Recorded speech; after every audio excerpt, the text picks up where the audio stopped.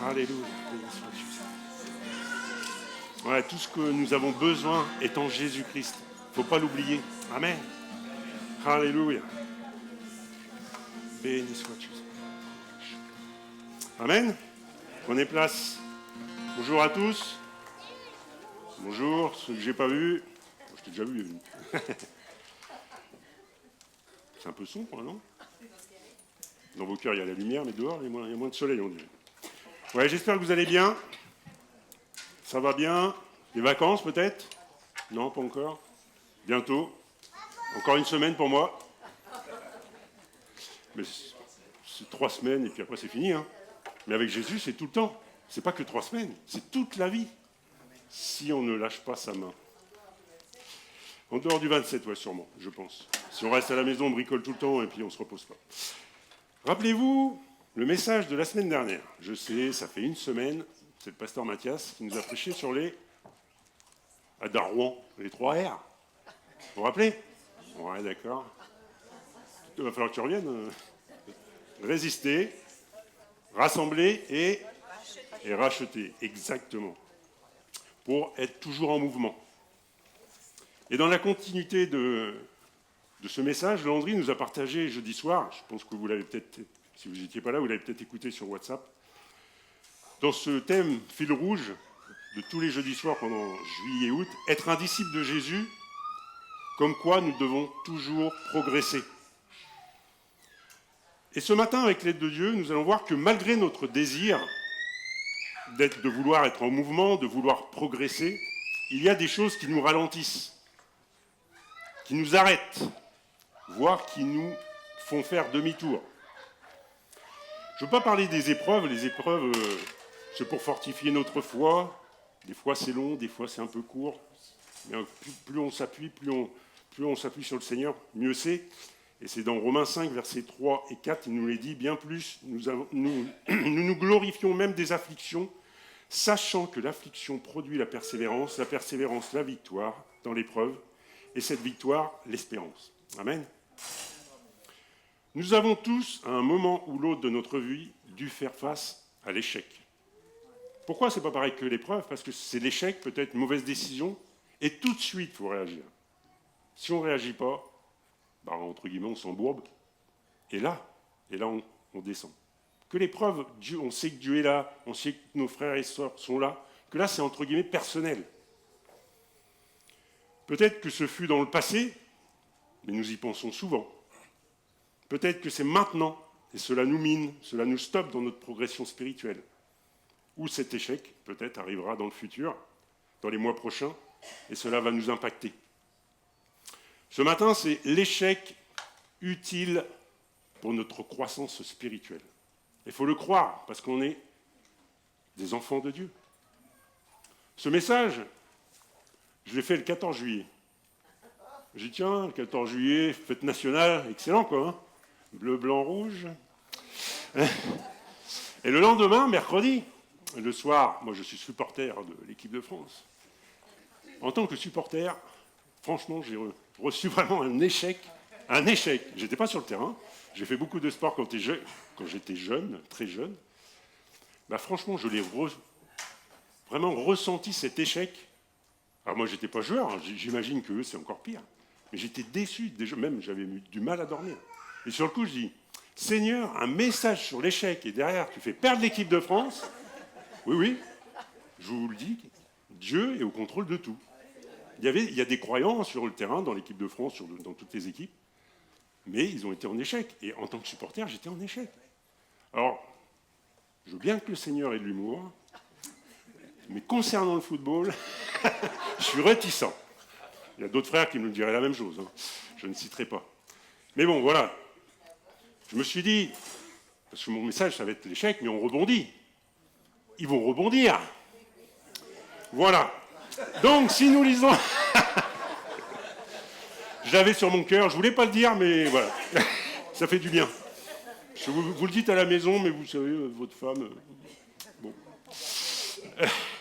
Entre parenthèses, je n'ai pas regardé la fin de la demi-finale.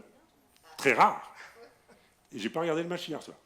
Je prêchais, j'avais la bonne excuse. Et j'ai bien fait de ne pas en regarder. Mais si nous lisons la parole de Dieu, je reviens, si nous lisons la parole de Dieu régulièrement, nous pouvons voir beaucoup de personnes qui ont des échecs dans leur vie, des mauvaises décisions, mais malgré cela, elles ont su rebondir, repartir, continuer, et surtout, Dieu les a utilisées afin d'accomplir son plan divin. Et je reprends encore le pasteur Mathias, il y a quelques semaines, alors là, ça fait loin, là, vous avez complètement oublié, il avait pris l'exemple de Pierre. Pierre, il était pêcheur de poissons, pêcheur aussi. Ensuite, il est devenu disciple, et aussi, il a été le pilier de l'Église. Et Pierre, il y a plusieurs exemples. Pierre qui est sorti de la barque pour marcher sur l'eau, quand Jésus l'a appelé. Matthieu 14, versets 27 et 29. Pierre qui a identifié Jésus comme le Christ. Matthieu 16, versets 15 et 16. Ou encore Pierre, qui fut témoin de la transfiguration, Pierre, Jacques et Jean. Et je vous lis sous leurs yeux, donc Pierre, Jacques et Jean, Jésus change d'aspect, son visage brille comme le soleil et ses vêtements deviennent blancs comme la lumière. Tout à coup, les 3 disciples voient Moïse et Élie qui parlent avec Jésus. Alors Pierre dit à Jésus, « Seigneur, c'est une bonne chose pour nous d'être ici. Si tu le veux, je vais faire ici 3 abris, un pour toi, un pour Moïse et un pour Élie. » Pierre, entre guillemets, c'est toujours le premier de la classe. Ouais. Il est toujours présent, toujours prêt, comme chacun de nous, prêt à servir pour l'œuvre de Dieu, entre parenthèses. Prêt à montrer son amour pour Jésus-Christ. Pourtant, c'est lui qui a renié Jésus-Christ. 3 fois. 3 fois. Premier de la classe, il renie Jésus-Christ. Matthieu 26, si vous voulez le relire. La Bible nous montre que lorsque Pierre a pris conscience de son échec, il pleura amèrement. Il n'a pas cherché à blâmer les autres pour son échec. Oui, on a dit qu'on a perdu parce qu'il y a l'arbitre, mais il y avait des joueurs en face, qui étaient très bons. Quand vous vous trompez de décision, ouais, mais c'est la faute de ma femme, il fallait qu'on aille en vacances là. Non, c'est la faute de mon frère parce qu'il m'a dit qu'il avait reçu. Non, quand on prend une décision, c'est personnel. Si vous ne la prenez pas avec l'aide de Dieu, c'est autre chose. Donc, il n'a pas cherché blâmer les autres pour son échec. Il l'a vu comme étant un événement passager et il a choisi de rester avec les autres disciples et surtout de continuer à avancer, à progresser. Acte 10, verset 44, et vous pourrez relire Acte 10, il prêche, donc Pierre prêche et ceux qui écoutent la parole sont baptisés du Saint-Esprit. Il n'est pas resté sur son échec, sinon ça ne serait pas arrivé. On pourrait prendre l'exemple de Judas, à contrario, il a vendu Jésus. Est-ce qu'il a rebondi, lui ? Ah non, il n'a pas rebondi, il s'est pendu. Nous devons être de ces personnes qui osent dire « j'ai eu tort, j'ai échoué, mais voilà ce que j'ai appris au travers de cette erreur, au travers de cet échec. » J'espère que les joueurs de l'équipe de France, en plus ils changent de sélectionneur, vont apprendre de cet échec. Et on se retrouve dans 4 ans. Bon, dans 2 ans, il y a l'Euro avant. En septembre, il y a la Ligue des Nations. Je vais m'arrêter là. C'est pas un cours de maths. Oui, je suis traumatisé, ouais, c'est vrai. Mais Jésus est là. Je suis plus que vainqueur. Le pauvre God du 27, on se parle. Ouais, c'est vrai.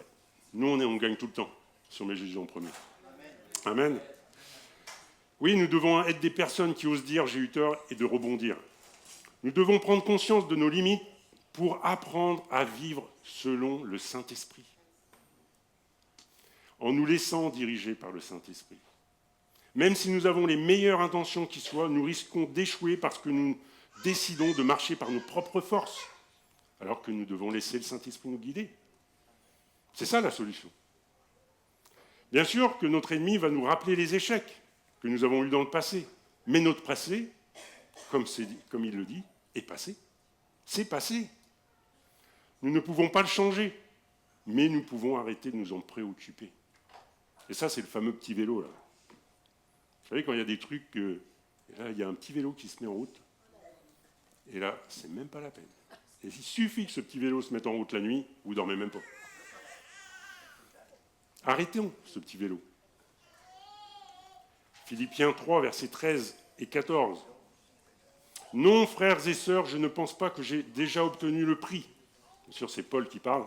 « Mais j'oublie la route qui est derrière moi, je suis tendu en avant et je fais la seule chose importante, courir vers le but pour gagner le prix. Je vais revenir à notre sport, le Tour de France. Souvent, ils disent, les premiers, quand ils sont premiers, s'ils se retournent pour voir où ils sont, les autres, ça veut dire qu'ils commencent à fatiguer. C'est ce qu'ils disaient, j'ai regardé 2 étapes là. Et nous, si on se retourne, ça veut dire quoi? On a peur que l'ennemi nous rattrape, alors qu'il y a juste à regarder devant, parce que le Seigneur nous précède. Amen. Gardez les pieds dans ses empreintes. Lorsque nous subissons un échec, aussi douloureux soit-il, il est préférable de réfléchir que de se laisser aller à des sentiments de pitié de soi ou de culpabilité. Ecclésiaste 7, verset 14. Quand tout va bien, sois heureux. Quand tout va mal, réfléchis. Mais pas que. Mais pas que. La réflexion nous permet de cerner la cause de l'échec, mais demandons aussi à Dieu de nous montrer le pourquoi de cet échec. Demandons à Dieu pourquoi j'ai échoué. Et je rajouterai, même si quelque part au fond de nous, on le sait, parce qu'on sait peut-être qu'on n'a pas demandé à Dieu, qu'on n'a pas consulté la parole de Dieu, qu'on n'a pas prié.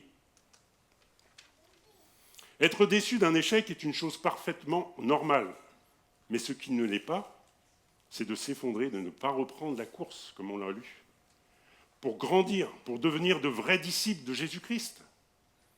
Oui, plus encore, ce n'est pas normal en tant qu'enfant de Dieu, c'est de cumuler les échecs tout au long de notre vie. Comme je l'ai dit, on est plus que vainqueur. Bien sûr qu'on a le droit de se tromper, mais si c'est tous les jours, on devient des boulets chrétiens. Et on n'avance plus. Tu tombes, jamais tu te relèves. Alors peut-être que aussi, il y a eu des paroles sur notre vie négatives, prononcées par des personnes, par nos parents, peut-être par des frères et des sœurs. Vous savez, les paroles, tu n'arriveras jamais à rien, tu es un bon à rien. Tu n'es qu'un imbécile. Et je m'arrêterai là. Souvent, on dit ça. Des fois, on le dit en rigolant. Mais des fois, ça impacte. Ça rentre dans notre cœur et dans notre esprit. Nous devons faire attention à ce que nous disons à nos enfants, mais aussi à notre frère et à notre sœur. Nous sommes des frères et sœurs qui encouragent, pas qui critiquent ou qui essayent de démonter. La parole de Dieu nous le dit par la bouche de Jésus-Christ lui-même, Matthieu 5, verset 22. Je vais vous lire le 21. Vous avez entendu qu'il a été dit à nos ancêtres, tu ne commettras pas de meurtre, celui qui commet un meurtre mérite de comparaître devant le juge. Verset 22, c'est marqué dans la parole de Dieu, hein, je ne l'ai pas inventé. Eh bien moi je vous dis, celui qui se met en colère contre son frère ou sa sœur mérite de comparaître devant le juge. Celui qui dit à son frère ou sa sœur imbécile mérite d'être jugé par le Conseil suprême. Celui qui lui dit idiot mérite d'être jeté dans le feu de l'enfer.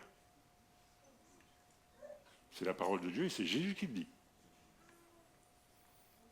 Et des fois, à force d'entendre ces paroles négatives, inconsciemment, notre identité devient échec.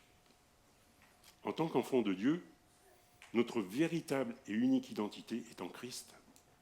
Et Christ, il est quoi? Il est imbécile, idiot. Il est plus que vainqueur. Jamais d'échec, Jésus-Christ. Oui, il a douté dans le jardin quand il a dit « si tu peux éloigner », mais il n'a pas fait d'échec, et heureusement pour nous. Heureusement pour nous.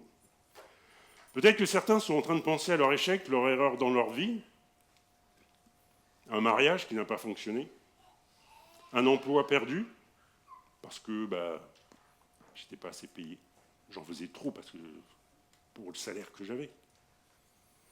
Un ou des mensonges, de la tricherie, ou une querelle avec des personnes que nous aimons. Et peut-être pire encore. 2 Corinthiens 10, versets 3 à 5.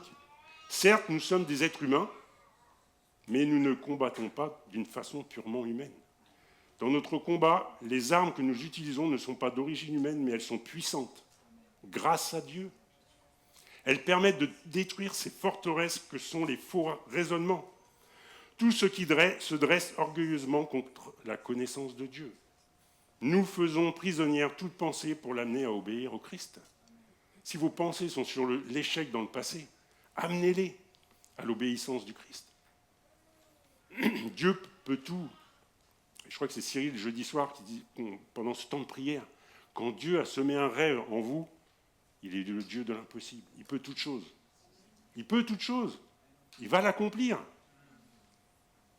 Il faut se relever, il faut lui demander, Seigneur, prends tout. Me voici. Je vais revenir à notre frère Pierre, l'apôtre. Rappelez-vous, il a échoué, mais il y en a d'autres qui ont échoué. Moïse, le leader des Israélites, qu'est-ce qu'il a fait? Il a tué un Égyptien. David, l'homme selon le cœur de Dieu, a couché avec Bathsheba. Ça ne suffisait pas, il a tué le mari. Allez, vas-y.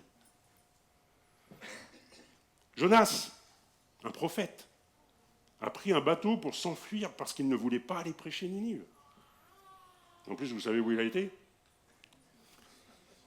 Je ne le dirai pas. En Espagne.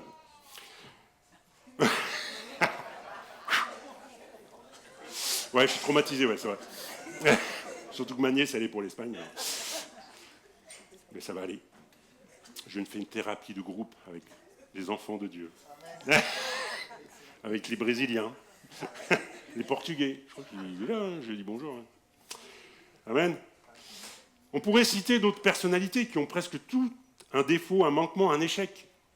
Quel encouragement!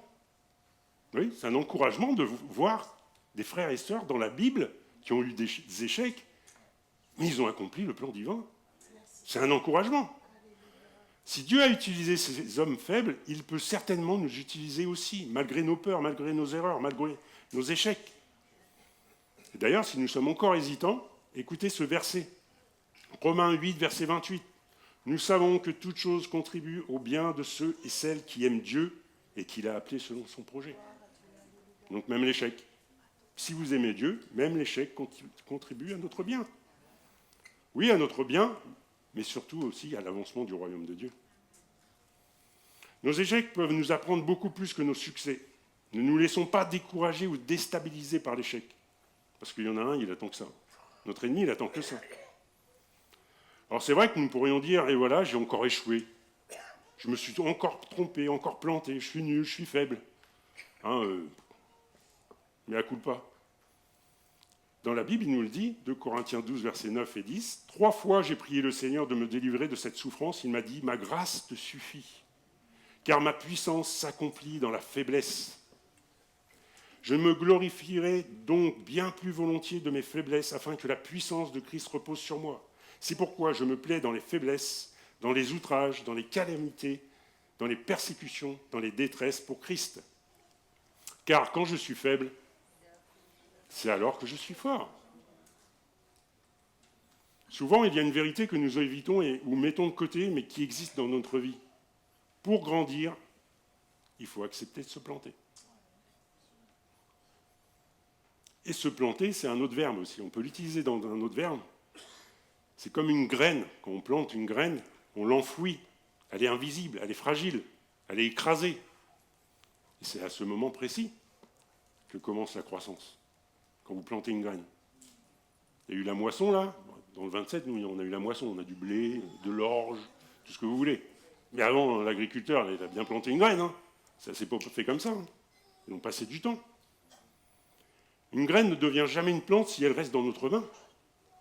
Elle doit être mise en terre, disparaître, échouer en apparence, puisqu'on l'enterre. Pourtant, c'est dans cet enfouissement que la vie explose. Et Jésus reprendra cette image puissante, Jean 12, verset 24. Oui, je vous le dis, c'est la vérité, le grain de blé tombé dans la terre doit mourir, sinon il reste seul. Mais s'il meurt, il donne beaucoup de grain. Amen. Il vient à l'esprit que, c'est vrai que c'est négatif, c'est morose, mais quand on va mourir, on va être enterré. Mais ça sera la fin. Non, ça sera la vie éternelle avec notre Seigneur et Sauveur. Ça va exploser. Je pense. Ce que nous dit Jésus-Christ est puissant mais humainement difficile à assimiler. Ce qui ressemble à un échec est souvent le début d'une multiplication. Si on rebondit. C'est sûr, si on ne remonte pas la pente, c'est mort.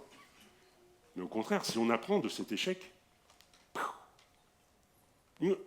une graine de blé, Ça ne fait pas juste un grain de blé. Hein. Vous avez déjà vu, vous êtes venu dans le 27 ou pas? Il y a plusieurs épis avec plusieurs grains de blé. Moi, je suis tout seul, enfant de Dieu. Le jour de mon échec, il faut que je rebondisse.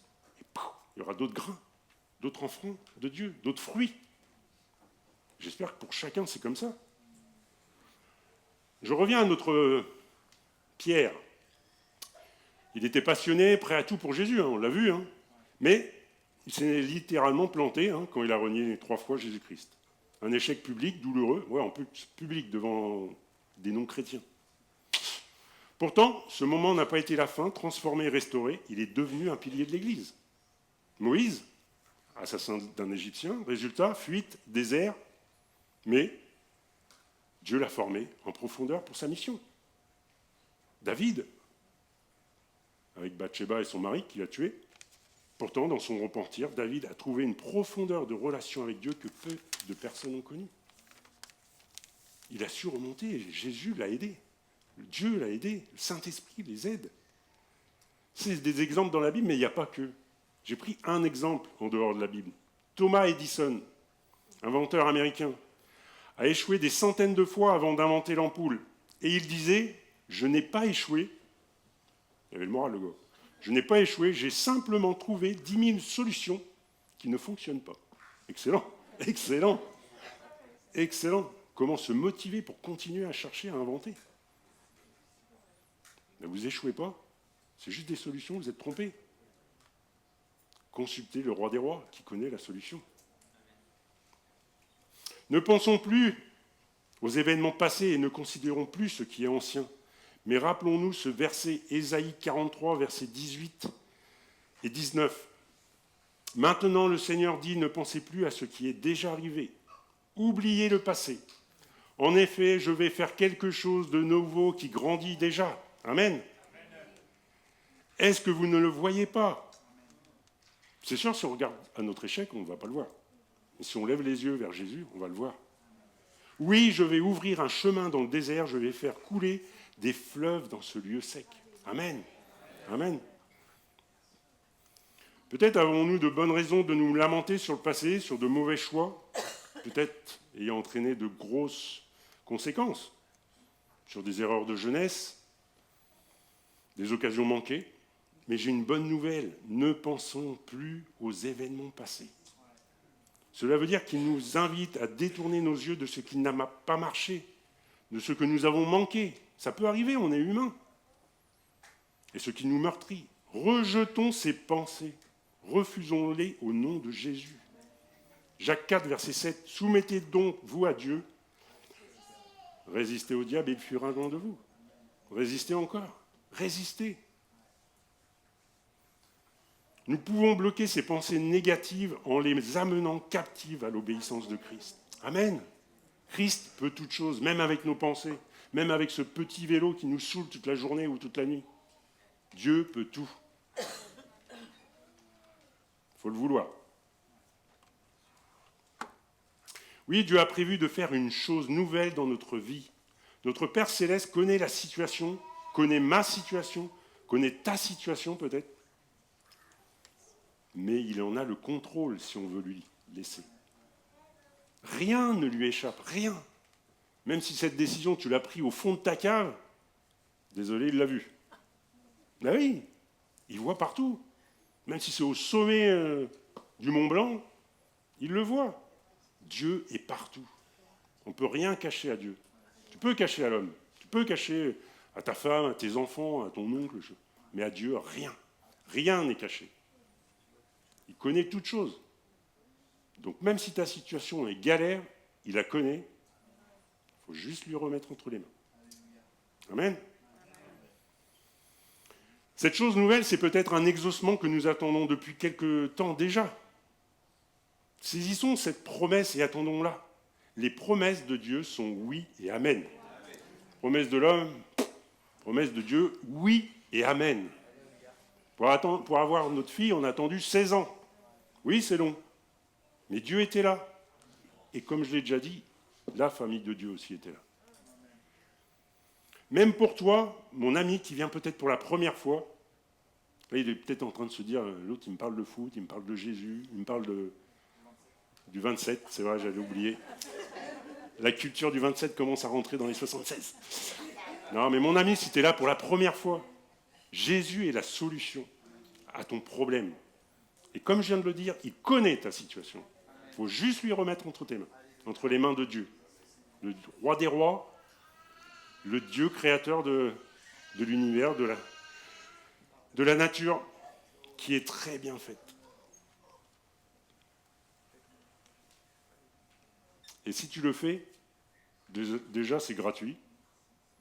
Et si ça ne marche pas, j'y crois pas du tout, tu peux abandonner. Mais ça va marcher. Parce que Jésus répond toujours à celui qui vient à lui. Toujours. Enfin, une autre bonne nouvelle vient renforcer la première et doit nous remplir de joie. Et elle est sur le point d'arriver. Alors des fois, comme nous, on a attendu 16 ans, elle est sur le point d'arriver. Je ne sais pas, c'était sur le point, ça durait longtemps. Mais quand on veut et quand nous sommes prêts, parce que si Dieu n'accorde pas la bénédiction, ne répond pas à la prière, c'est parce qu'on n'est pas prêt à recevoir la bénédiction. Oui, ça fait mal, mais entre guillemets, je prends un exemple. Vous venez d'avoir le permis il y a, allez, 1 mois, je suis gentil. On vous donne une Ferrari dans les mains. Je ne suis pas sûr que vous soyez au top pour la conduire. Je vois des yeux, je suis sûr, ils sont en train de se dire, donne-moi une Ferrari, moi je vais te la conduire. J'ai dit, ça fait 1 mois que tu as le permis. Et c'est ça, si Dieu nous donne une bénédiction à utiliser pour bénir les frères, pour bénir peut-être notre prochain, et qu'on n'est pas prêt, on va faire quoi? On va gâcher. Comme des fois, on offre des cadeaux aux enfants et ils jouent avec le carton. Je parle par expérience. C'est vrai. Dieu t'offre une bénédiction, puis tu vas la gâcher, je ne sais où. Ben non, parce que derrière, ce ne sera pas pour sa gloire. Donc, il faut être prêt à recevoir cette bénédiction. Le timing de Dieu est extraordinaire. Dieu sait si bien ce qu'il nous faut et quand il faut. Il sait ce qu'on a besoin. Même si tu pries pour une petite voiture rouge, il sait très bien que j'en ai pas besoin. Mais peut-être un jour, j'en aurai besoin. Un déambulateur rouge. À roulette, oui, bien sûr, à roulette. Ah, et puis j'écrirai dessus Ferrari, voilà. Mais c'est pas une Ferrari que je veux. Mais oui, donc, réjouissons-nous et saisissons cette promesse de l'Écriture. Dieu fait des choses nouvelles malgré l'échec. Malgré notre échec, aujourd'hui est un jour nouveau. Dieu est infiniment plus grand que nos raisonnements. Nos raisonnements. Que nos attentes et que nos échecs. Et je vais conclure. Si nous voulons croître, acceptons de nous planter. Si nous voulons grandir, acceptons d'être brisés. Vous connaissez l'image du potier. Je ne voudrais pas être à la place de l'argile, ça doit faire mal. Mais des fois, on est obligé de passer par là. Parce qu'on est têtu, parce qu'on ne veut pas plier le genou. Si nous voulons porter du fruit, acceptons d'être semés. Car si nous voulons progresser, nous devons surmonter nos échecs. Et un dernier verset que vous pouvez écrire partout, dans votre voiture, sur votre frigo, surtout dans votre cœur, Philippiens 4, verset 13, vous le connaissez par cœur. Je puis tout par celui qui me fortifie. Je puis tout par celui qui me fortifie. Même s'il y a échec, même s'il y a difficulté. Et on va prendre un temps dans la prière. Parce que ouais, nous aussi, on a connu des échecs, mais Dieu a répondu en son temps. Et peut-être que vous avez eu des échecs, ou vous êtes en plein dans un échec parce que vous êtes trompé dans votre décision, mais ça arrive. Et Dieu est amour. Dieu est amour. Il attend juste que vous reveniez, que vous ouvriez votre bouche et dire « me voici ». Et Dieu va prendre tout. Toutes ces choses négatives qui vous coincent, qui vous empêchent d'avancer. Souvent on dit juillet-août, c'est bien parce que c'est plus léger, nos plannings sont allégés. Prenez ce temps aujourd'hui. On va baisser nos têtes Et je vais faire un appel. Parce qu'on ne doit pas rester seul dans l'échec. Il y a des frères, des sœurs, l'équipe pastorale. Il y a Jésus-Christ, il y a le Saint-Esprit qui peut nous aider. Alors vous, peut-être, qui avez fait une erreur, ou peut-être des paroles ont été prononcées dans vos vies, peut-être un échec dans le passé, et cela vous tient la cheville, tel un boulet, tel une casserole. Je vous invite à vous avancer, on va prier pour que ces liens soient liés dans le ciel, au nom de Jésus. Approchez-vous, soyez libres. Peut-être c'est un échec maintenant qui vous coince, qui ne vous fait plus avancer, qui peut-être vous fait faire demi-tour. Alors avancez-vous sur le devant. L'équipe pastorale priera pour vous. C'est le moment, j'ai connu ça. Non, c'est pas pour moi, c'est pour mon frère, pour ma sœur. C'est trop facile. C'est l'excuse que de ne pas voir notre échec, de ne pas voir justement la solution en Jésus-Christ. La solution est en Jésus-Christ. Avancez-vous si vous avez ce passé qui vous colle à la peau, cet échec. C'est le jour de la délivrance. Alléluia. Béni sois-tu, Seigneur. Alléluia. Je laisse quelques secondes encore. Des fois, il faut se forcer parce qu'on est collé à la chaise. Mais à EVF, ici, personne ne juge. Il n'y a que Dieu qui peut toutes choses. Alléluia. Merci, Père, parce que tu es un grand Dieu. Tu es le Dieu de la victoire. Tu es le Dieu de la délivrance. Et je te remercie encore pour ce message, Seigneur. Merci de parler encore au cœur, Seigneur. D'appuyer peut-être sur ce qui fait mal, sur ce qui retient pour ne pas progresser, pour ne pas grandir. Alors pose ta main sur chaque frère, chaque sœur, chaque enfant de Dieu ici même, Seigneur. Agis maintenant dans les cœurs, agis dans les raisonnements, Seigneur. Délivre. Donne ta paix aussi, donne ta paix, afin que nous puissions avancer tous ensemble, unis devant ta face, pour aller piller le camp de l'ennemi. Alléluia, sois loué, sois glorifié, béni, dans le puissant nom de Jésus. Amen, soyez bénis.